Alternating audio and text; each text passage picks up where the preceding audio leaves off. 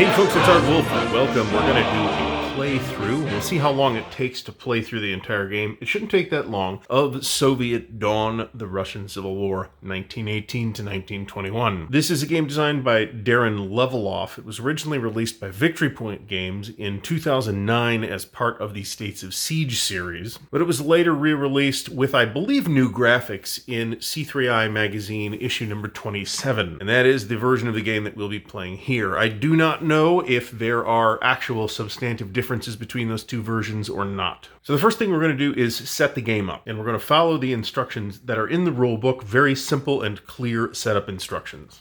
We're going to first of all set up the Allied, Polish, and Finnish markers in their respective stage 4 boxes, and in this case we're actually going to make them all inactive, so they will be on their reverse side.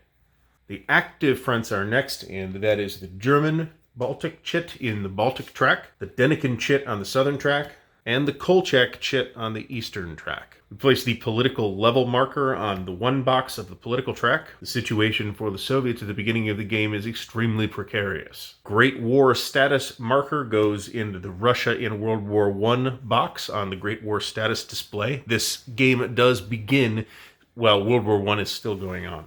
We place the reserve offenses and political decree chits in their respective boxes on the map.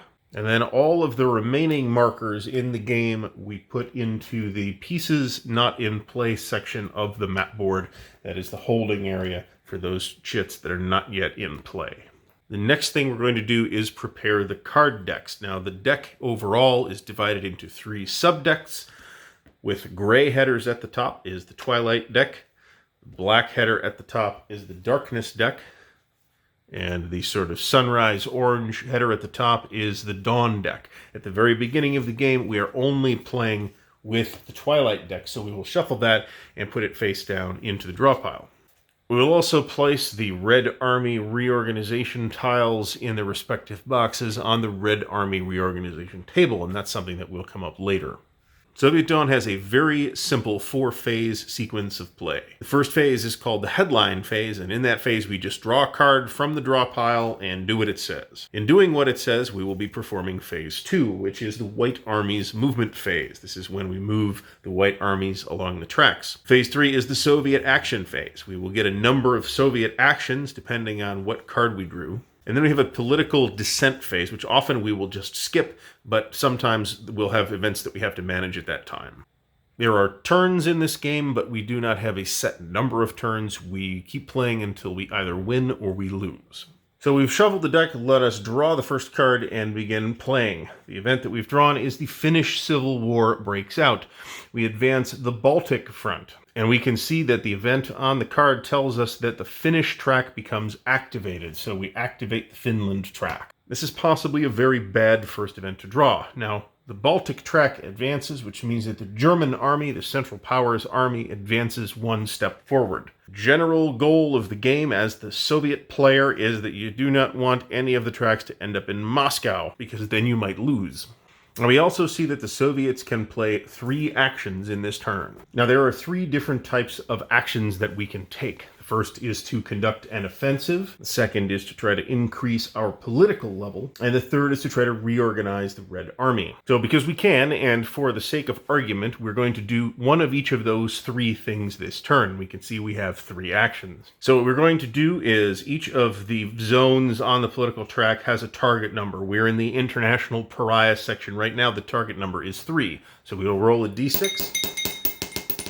And if we roll a 3 or less, nothing happens. If we roll more than 3, then we go up by 1. So just remember that we have to beat the target number, not just match it. The next thing we're going to try to do is Red Army Reorganization. The target number for this is 6. Now, there are modifiers that can apply from the cards as well. We just don't have any of those at the moment. So we'll roll a d6. And we have not rolled a 6, so nothing happens. The next thing we are going to do is conduct an offensive. And there is one enemy force that is coming closer to us that we can conduct an offensive on. That is the German force in Estonia. So we are going to roll a die, and the target number that we are looking for is the target number on the counter, which for the Germans should be fairly high, and it is. We needed more than 5 to succeed. We got a 5, so we are going to force the German unit back 1 space. And that is essentially the entire sequence of play. So we are going to keep doing that. So let's do turn 2 before we wrap this video up. The Treaty of Brest-Litovsk is signed, or the Bukharin option. So see the draw pile on the map. So we're going to advance Finland. We're going to advance the southern track. The southern track is active, so we're going to advance that. So this is pretty bad. We're going to retreat in the Baltic, which is irrelevant because we forced it back already. Now we're going to add the darkness cards to the deck. And again, those are the cards with the black headers. Germany becomes inactive, so we're going to flip that, but we're going to activate the Allied track. And the Soviets will get 2 actions, so we'll mix these into the deck. So this does mean that we have to accept the Treaty of Brest-Litovsk, or we can reject it and keep fighting. If we accept it, this Great War status marker moves down here. If we reject it, the Great War status moves over here, and we gain 1 political point. But we've already kind of proceeded through this, so we're going to play the historical angle and go ahead and sign the Treaty of Brest-Litovsk. In either case, we mix in the darkness cards. Now we get 2 actions here, so I think I'm going to use 1 action to conduct an offensive in Finland against the Finns, and we're going to attempt to increase the political level. So first we'll do our offensive, and again we're looking for a 5 or a 6. We've gotten a 6, so the Finns are forced back. Let's try to increase our political level, and the target number is still 3, so we need a 4, 5, or 6. And we got a 6. The die is rolling very well for me right now, so that increases. The trouble is that if you hit 0, you lose the game. So you really do, I think, need to, in the early turns, put a couple of rolls in here so that you can increase this. If you get all the way to 10, you win the game, but the target number gets really, really high at the end here. So we can now proceed to the next turn. So this is turn 3. The Spanish flu becomes a global pandemic. Okay, so we retreat all active fronts, which in this case only means the southern front. And the Soviets get 0 actions. No offensives are allowed anywhere this turn. So that's basically a wash, and it actually helps the Soviet player because it forces the fronts back. Let's play another turn. Extreme weather hampers operations. So we're going to actually roll a die, and we'll see what happens here.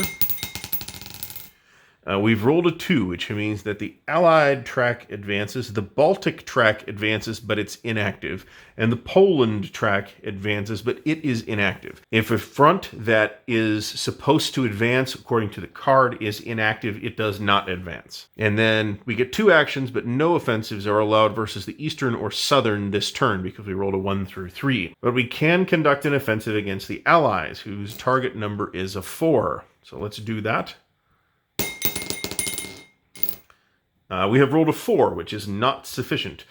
We can now use our second action to try it again, or we can try to increase the political level. Let's try it again, because I'm not in particular terror of the political level at this time. We have rolled a 5, which forces the Allies back. So we're doing very well so far, but the dice have been with us. Drawing another card, Friedrich Karl abdicates the throne. So we advance the eastern track, which is over here. We advance the southern track, which is over here, and we advance the Baltic, but it is not active.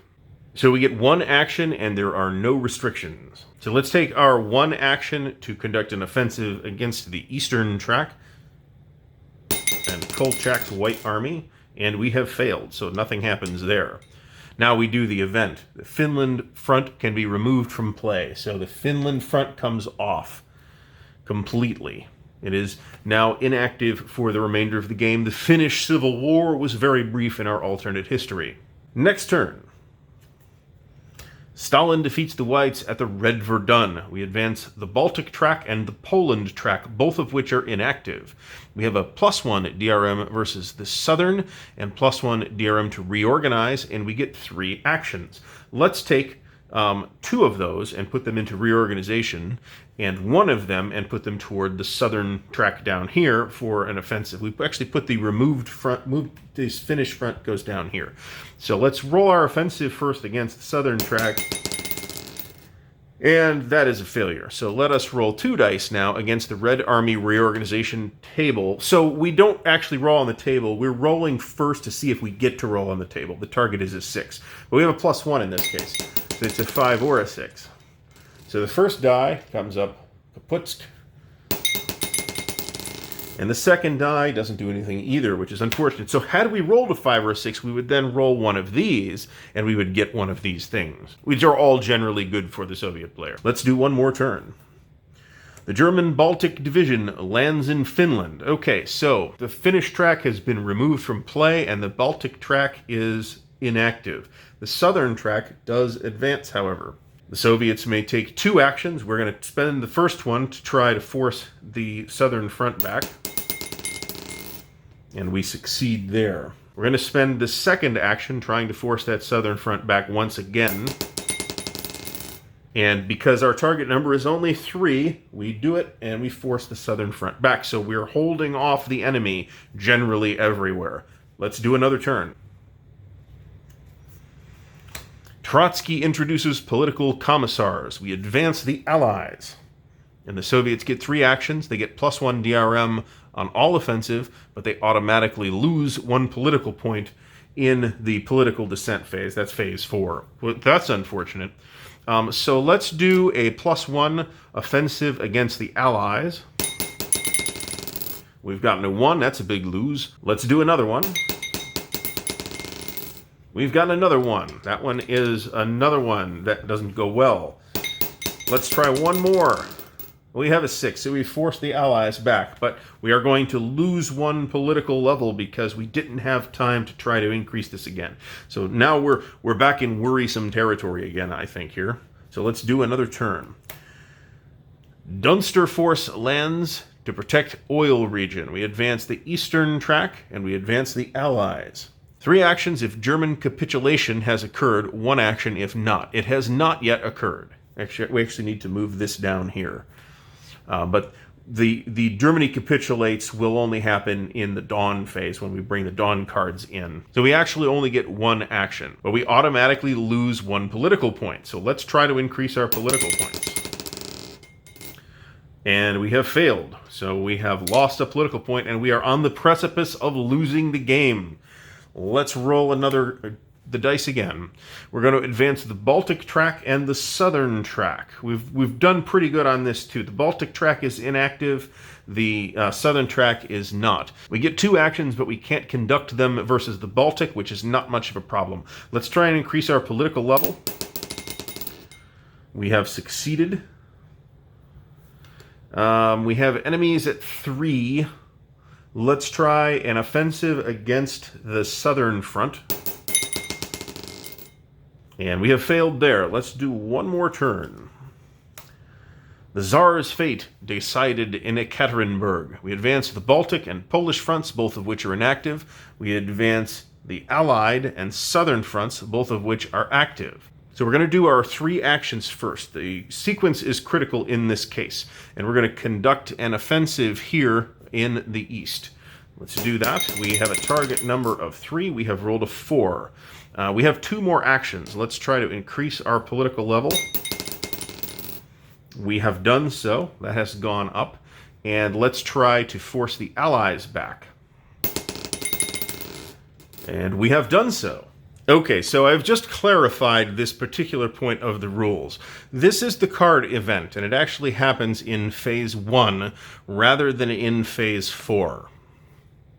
That actually doesn't make a difference in this particular case, because what that means is that we would check that status before we move the Allied armies up. So Kolchak's white forces would actually not have reached Ekaterinburg either way. And because they haven't, the Tsar and his family have been executed by the Reds. That does give a +1 to Soviet offensives for this particular turn. But I'm not going to go review the video to make the correction. Let's assume that we got what we got. And with that, I think we will call it an episode. Episode 1 of our Soviet Dawn playthrough. I hope you found this interesting. I hope I didn't make too many mistakes that I didn't catch.